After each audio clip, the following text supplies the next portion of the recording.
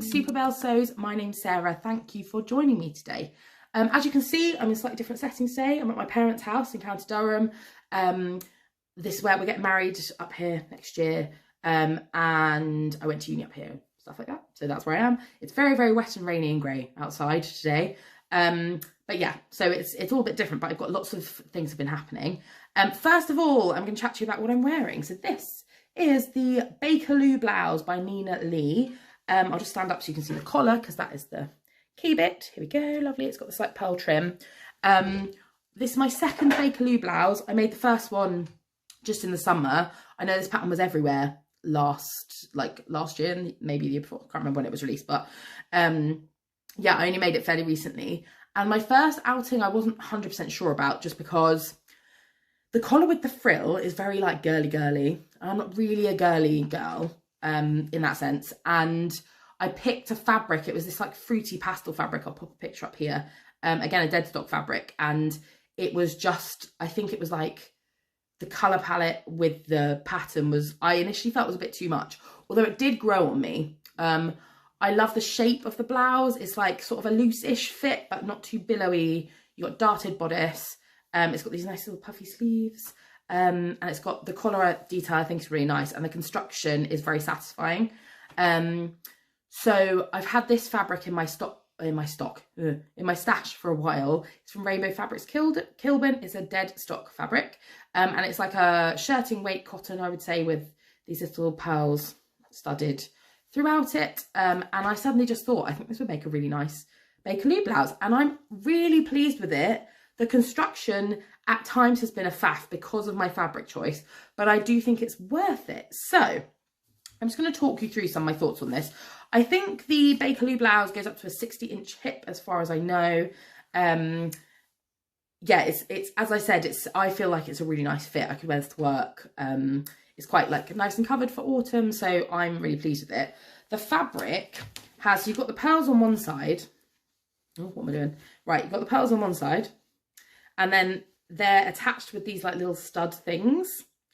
So anywhere where you don't want them, I had to use pliers to get them out. So that means on the underside here, I don't have any. Anywhere where there are seams, anywhere where you basically need to get your sewing machine like to sew quite closely, you have to remove the pearls. Some of them came out really easily. Some of them were a bit trickier and left like a little pucker. So you just got to be a little bit careful about where you're extracting them, because you don't want to have like little holes in places you can't cover with a seam or whatever. So yeah, so that took a bit longer. And then I decided to put this trim in because I'm a bit of an idiot. Here we go. This is what the trim looks like unsewn. But basically, again, you can't get too close with the machine there. So I ended up hand stitching. All of the collar is hand stitched. So I basted the trim onto one layer of the collar, and then I hand stitched all of the pieces together, and then I machine stitched them onto the neckline. I'm going to talk about some fails this week, 'cause I've had a few fails this week. But one of them is I didn't have the instructions with me, and I stupidly top stitched along here rather than underneath, which is what you're supposed to do with the binding. But because this project took a bit longer than I thought it would, I just decided it didn't bother me that much. So I'm just going to wear it with the incorrect stitching. One day maybe I'll unpick it and restitch it. Don't know. I know there are some real perfectionists in the home sewing community. I'm not one of them. I want my stuff to look nice. I try and take my time to get it right. But if it's not going to really bother me, I'm just like, just move on. It's fine. So yeah, so that's my new blouse, which I'm really quite pleased with.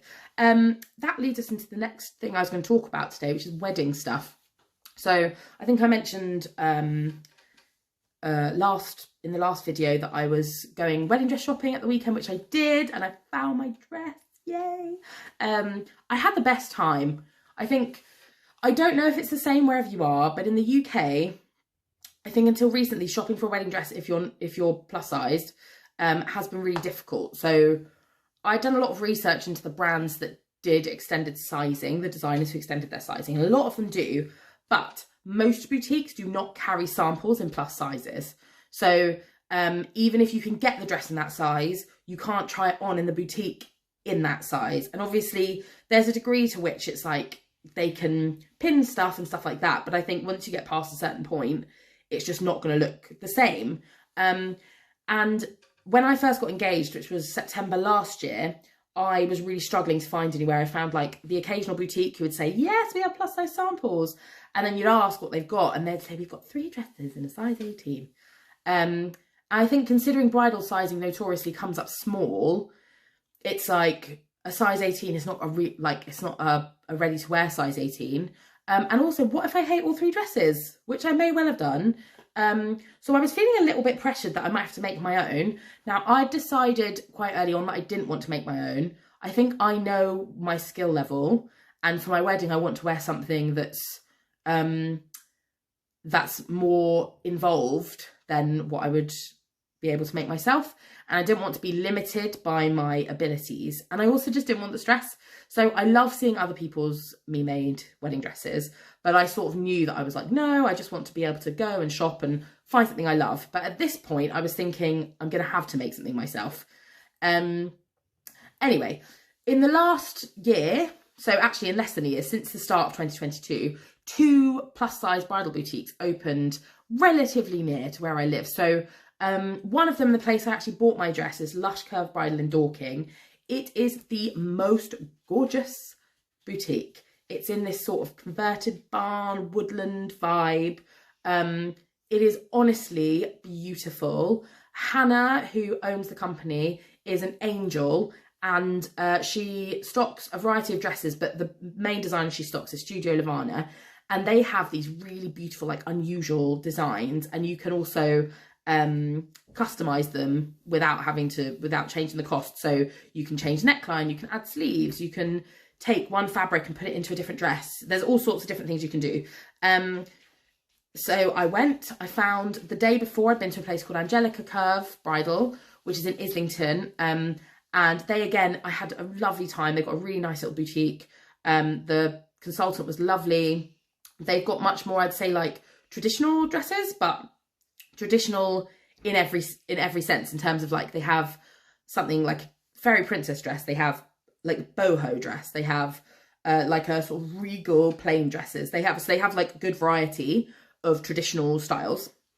And when I went there on Friday, I found a dress I loved, and then when I went to the other place on Saturday, I found the dress that was like my dress. I just had the best time. I just think if you are a plus size person getting married, do not settle for less. Go somewhere where they're going to embrace your body, where they're going to offer you choice. So like I've tried on every type of dress I could hope to try on. So I really feel like I've picked the exact dress I want rather than just the best of the dresses that are available to me. So just research. I know not everywhere has these boutiques. Like, as I said, when I first got engaged, there weren't any plus size boutiques anywhere near me. So yeah, but just do your research. If you are able to get to a specialist plus size boutique, I'd say do it. And then you can just enjoy the process and embrace who you are, where you're at, rather than feeling like you're sort of limited and feeling a bit bad about it. So I've heard lots of people say that their experience of dress shopping was negative, and mine was really positive, and that is thanks to the specialist boutiques that have opened up. So yeah, now I was going to make a party dress, and I still might, but I love the dress I've picked so much that I just don't know I'm going to want to change. So at the moment, I'm trying to just be relaxed. I think if you're a crafty person, there's like a lot of pressure to feel like you have to do everything. And I've gone from saying, I'm going to make this, I'm going to make that, I'm going to make the other, to really just having a very relaxed approach. So the things I'm definitely going to make, I'm going to make a robe for myself to wear the morning of the wedding. I will probably make a hen party outfit once I know what the vibe is for my hen. I might do flower girl dresses. I've got a few crafty bits to do for the day. And I might also, so I'm up here at the moment, it's very cold and grey and rainy. So I might make some sort of cover up, something to wear over my dress when we're outside. But again, I think I'm just going to wait and see. I'll try the dress on when it arrives in May. I'll just see how I feel, if I think I want to make something else as well. I do have a load of samples that I got from, there's a website called Bridal Fabrics UK. And if you want to make your own dress using more traditional bridal fabrics, I think it's 2 samples they send for free, and then you pay for the samples on top of that. So I just thought I'd show you some of my favourite ones. This was my actual favourite one, which is this lovely sort of embellished tulle fabric, and it's got sort of like little pearls and little sequins and little beads. I just love, I think it has a nice dimension. It looks nice when the light hits it. And also I thought it would look nice over a different colour. I thought like a colour would come through nicely. So if I decided not to wear like white or a light colour for the evening dress, this would go over the top really beautifully. I initially quite liked this one, but then my mum sort of hated it. So, so this is like a star embellished fabric. Again, I actually think, because I just sort of love the celestial trend, and it's got this beautiful, you know, it captures the light really nicely. But I think if it had like gold incorporated into it somewhere, so like gold thread, maybe some gold beads, I think I'd like it more. It feels a little bit like Elsa from Frozen. Do you know what I mean? Like a bit costumey. Yeah, and then I also got this one, which is Art Deco. I'm just showing you my top three. This is like sort of Art Deco-y beaded one. After working with these pearls though, where I had to only work about 5 and I found it really difficult, I would probably not work with this because I think it'd be too difficult, but it is gorgeous. And then here's the one that my fiance hated, which is this colourful one. He normally likes colourful things, but I sort of agree with him because when I saw it online, I really liked it. And then when I saw it close up, it sort of looks like a fishing net that's like caught lots of random stuff. So like some of it looks like sparkly beads, and then some of it I think just looks like random bits of like rubbish. That's just me. I just don't love it. I like it from far away, but I don't love it close up. I just didn't, and it's very expensive per meter. So this is the thing. It's like, if you love it, it's totally worth spending that money per meter. But if you're not sure, then it's not worth it. So that's just my personal opinion. Now on to some fails for this week. So I said I messed up the collar on the Bakerloo. That's because I thought I knew what I was doing. It was only afterwards when I was like, it looks funny. And I went back and looked at some other people's. I realised I top stitched in the wrong place. As I said, I'm going to just leave it.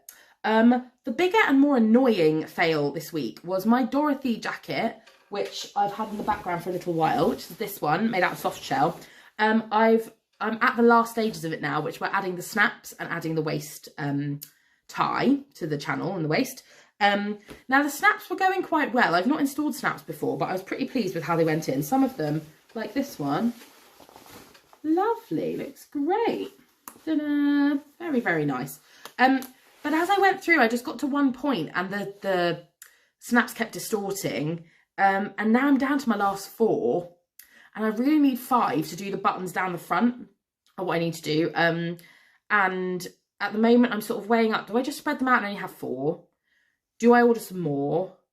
Or do I just put buttons, buy some buttons and do buttons and buttonholes, which I know I can do. I'm getting a bit stressed now because once you put the hole in the fabric to put the snaps in, if it doesn't work, it's like really difficult to get them out, and I don't want to damage it because it's going to be a really nice coat. So I'm a little bit in 2 minds at the moment. And then just as I was having a bit of a drama about what I was doing with the snaps, I put one of the snaps in the wrong way, and there are these little pocket flaps here. So these ones are just flaps. The bottom ones here are actual pockets. And basically this one's fine, but on the one on the other side, I basically put this top bit in back to front so that the cover was on this side and the bit with the hole in was on this side. And I just couldn't get it out. So in the end, I just removed it. So I'm only going to have that little flap on one side, just because I thought I'm only going to damage it and make it worse. And I don't have enough snaps left to do what I need to do. So that was my first fail. In fact, it was 2 fails really, wasn't it? This was my second fail. And then also I've been working with my Vivian coat. So this isn't a fail. I'm actually really excited about it. I think it's going to be beautiful, but it's very involved. There are 108 steps in the instructions, which that's a lot of steps. The cutting out took me absolutely ages. There are loads of pieces. I'm working with a few new elements. So the first thing they tell you to get is tailor's interfacing, which looks like this. It's sort of like quite rough. I really like the effect. You have to baste it onto the fabric basically. So with like this one, for example, so excuse all the threads that are all over this wool. This is like this whole piece, which I think is the front piece. I can't remember now. One of the front pieces is interfaced on the back. And obviously you get a level of flow with this interfacing that you wouldn't necessarily get with the iron-on interfacing. And it does feel a bit more luxe already. So it wasn't cheap, but I think it's worth it because this is going to be like a special item.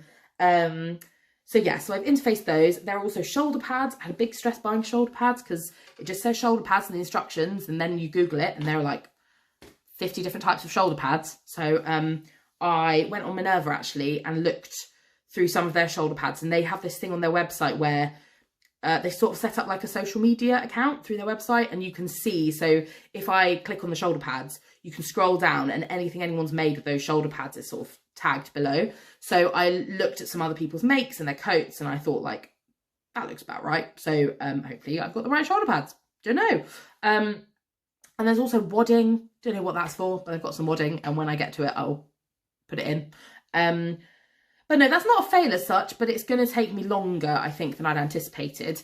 Today, I'm just going to try and do their welt pockets, which everyone keeps going to me, oh my gosh, welt pockets. So today's job is going to be the welt pockets, which will take me up to number 28. So only 80 more steps to go after the welt pockets. So yeah, I'm just going to set myself a target each day of a certain number of steps to do or a certain bit of the construction to finish. And I'm just going to work and just get it done as soon as I can, really. So yeah, that's where I'm at. Mixed week. So I'm really happy with this. I'm really happy with my wedding dress. I'm feeling very positive about all the wedding stuff. I went to see my venue yesterday. They had a wedding fair on, and that was really fun. And yeah, the dress I'm really excited about. It's beautiful. It's so beyond anything I could ever make myself, which I think makes it worth it. So I'm not sure what I'm going to vlog about next week. I think I'll just update you on what I've been working on. I might talk about some of my favourite autumn winter patterns in inclusive sizes. But yeah, thank you so much for everyone who's watched this video this far. If you've enjoyed it, please like and subscribe, and feel free to comment. I've really enjoyed talking to people in the past couple of weeks and appreciated the support. So thank you so much and have a great week. Okay, bye.